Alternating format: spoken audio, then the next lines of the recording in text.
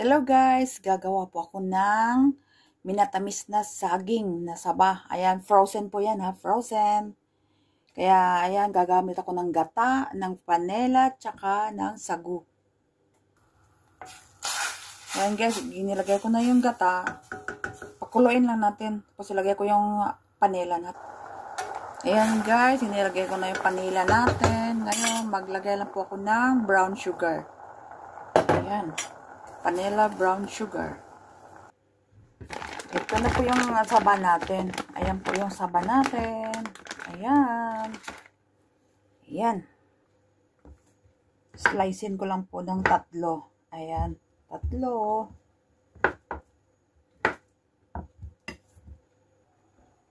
Ayan, kulong-kulo na po.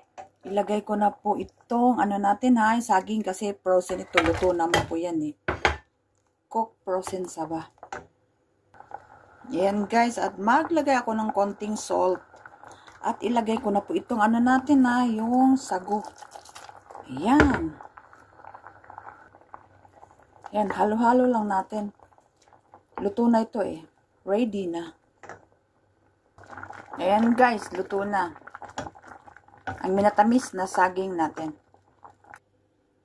Eto na guys, luto na yung minatamis na saging natin. Frozen banana. Ayan, ito yung frozen banana. Kaya thank you for watching.